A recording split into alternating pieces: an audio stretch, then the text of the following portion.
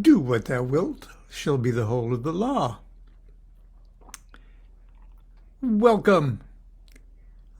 On a Wednesday, we're doing part 2 of a classic essay by Frater Achad, or Charles Stanfield Jones, one of Crowley's probably most promising students. He wrote an essay concerning the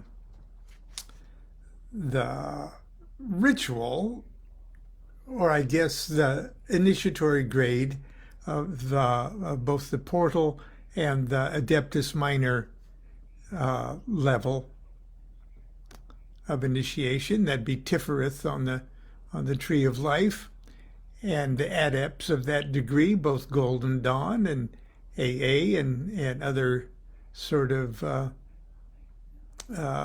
groups of that pattern, that ilk. And yesterday we covered the little dot in the center there. That it's a black dot there, but they treated it as a white cube that pops open to form that small. That's a golden cross, and on that golden cross is a petal of five petaled rose, and that's identified as like the rose cross of being itself. But that set a pattern that the 3 dimensions of the cube sort of sends rings a bell in the universe, and the 3 dimensions that form the cube, up, down, right, left, front, back, will start to echo in the manifest world. And this rose that's forming around that cross is the cross of actual manifestation. So that's the rose cross of being, and this big one here is more or less going to be the rose cross of manifestation. Although Achad doesn't label those things exactly like that, that's what they are. So we're picking up where we left off yesterday.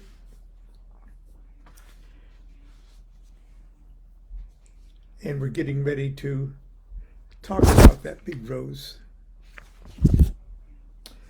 But though thou mayest know the word of the grade and this formula thereof, thou hast yet to overcome many difficulties ere thou art the master of the temple of the universe. And the side vote thing that says Nemo right there, 8 equals 3. That'd be the 3rd Sephir on the Tree of Life, cross the abyss. Okay, around thee I see first 3 petals of the greater rose. And I put a nice color one of these up on my Facebook page this morning so you could follow along in color. But see the first 3 petals, and it has Aleph there on top, Mem there at the lower left, and Shin on the lower right, at least as it appears in on that diagram. Around thee I see the first 3 petals of the greater rose forming an upright triangle, upon which are the sacred letters Aleph, Mem, and Shin, each shining upon a petal of a different color, yellow, blue, and red. As thou hast already been taught, these are the 3 mother letters of the sacred Hebrew alphabet, and letters of the 3 elements, of which the 4th, or earth, is an admixture. Oh, let me digress for a second here. the three primitive elements, air, water, and fire, are those, they're called primitive elements because those are the three main fundamental elements.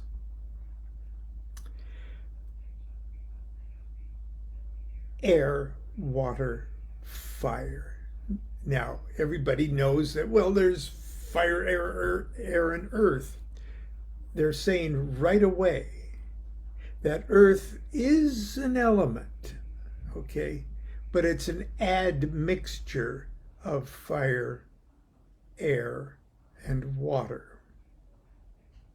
And so earth is treated differently.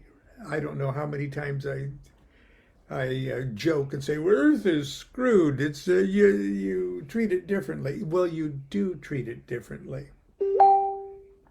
But in this primitive case here, earth is going to have to take its special place in another manifestation. Earth will be manifested in the big cross, okay? But it'll be way down there, and it'll be treated differently because this, the arms of the cross, this would be the fire, water, and air. And earth is down here, and it's treated a little differently, and earth will always be treated a little differently. But right here at the dawn of creation into the manifest universe, we've got air, aleph, water, mem, and sheen, fire. Earth's going to have to take care of itself for the time being. Also, thou hast already been taught, these are the three mother letters of the sacred Hebrew alphabet, the letters of the three elements, of which the fourth, or earth, is an admixture. Thou must master the elements, O my son. These are to be found in the cross of thine own being. And thou hast already learned to, quote, establish thyself firmly in the equilibrium of forces in the cross, in the center of the cross of the elements. That cross from whom the center, the creative word issued in the birth of the dawning universe, unquote. Thou hast learned to be prompt and active as the sylphs, the air spirits, but to avoid frivolity and caprice. To be energetic and strong like the salamanders, but to avoid irritability and ferocity. To be flexible and attentive to the images like the undines, but to avoid idleness and changeability. And to be laborious and patient like the gnomes, but to avoid grossness and avarice. Thou must not forget these early lessons in thy search after greater ones.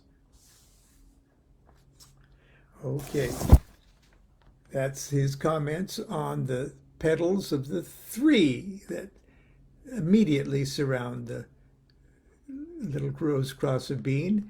Now, surrounding that are 7 petals, a layer of 7 petals. 7 other petals encircle these 3. Each again shines forth in its true color, forming the rainbow of promise. But of promise fulfilled, since the circle is complete. Upon each petal appears another sacred letter, the letters of the 7 planets, whose great elementary rulers, whose influences is ever present, and whose aid thou mayest accept or reject at will. And the note says 7 planetary rulers. If thou wouldst master the elements, thou wilt do well to invoke the aid and cooperation of the great celestial intelligences, who through thine own holy guardian angel are ever ready and willing to lend thee of their wisdom and power. These are the rulers of the Sephirah, below Hokmah and above Malkuth. So in other words, on the tree of life, it would be 4, 5, 6, 7, 8, and 9. On the tree of life, that area would be the area represented here as the 7 double letters.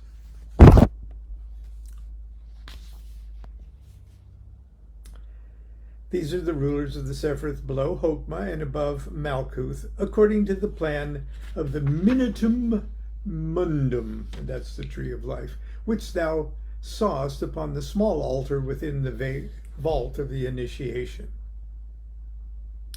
Again, so these 7, there we go,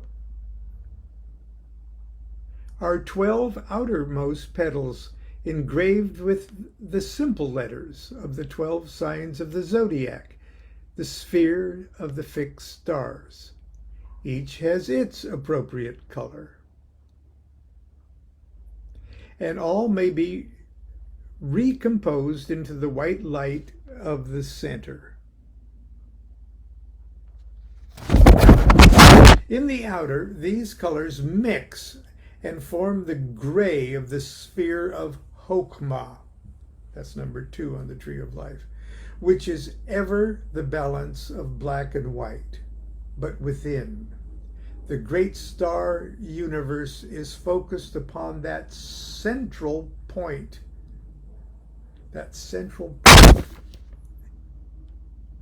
Which is everywhere. Since the circumference of the infinite rose is nowhere. This center is the kether, number 1, is the kether of the whole scheme for Deus est homo.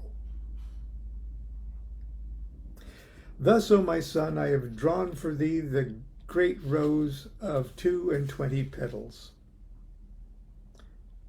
the 22 letters of the holy alphabet, from which may be formed all words, sacred and profane. These are united and bound together in such a manner that sigils of the angels may be drawn therefrom. But of this I may not speak more plainly, for it is thy task to discover and use them. And the influence of the rose, that is, that mezla, which is the influence from the crown that descendeth like dew upon the rose, even as it uniteth the Sephiroth from the Sephiroth of the tree of life. This tree of life itself formed as an ankh, which is but the form of the rose and cross used by our brethren of ancient Egypt as a sign of their way of going. As such, it is the key of the rota, or the tarot of Thoth. When, O my son, by means of thy central will, thou shalt have expanded thy rose of 5 petals, so that it comprehends this greater rose, whereof the petals are 22, thou mayest come into further understanding of the cross, which hath 4 arms, the sum of which from 1 to 4 being 10, as are the holy sepulchre. And that's where we're going to end today. And tomorrow we're going to read what he has to say about the 4 arms of the greater cross. and how this diagram here is really a pretty way to re-illustrate the life itself. Okay, that's where we're stopping for today. It's been gloomy and raining on and off today. That's why I moved my chair to a less gloomy spot. I hope you're watching the Ken Burns documentary on America and the Holocaust. It's tough to watch, but it's one of the most, it might be the most important documentary of so far this century for our understanding of the events of the second half of the last century. I urge everyone to watch it. The third installment is tonight, but they're replaying it over and over for a long while. So that is my recommendation for your education. It's just absolutely an awesome documentary. Anyway, until tomorrow, continue to be good to yourself, be good to each other. Do what thou wilt shall be the whole of the law. Love is the law. Love under will.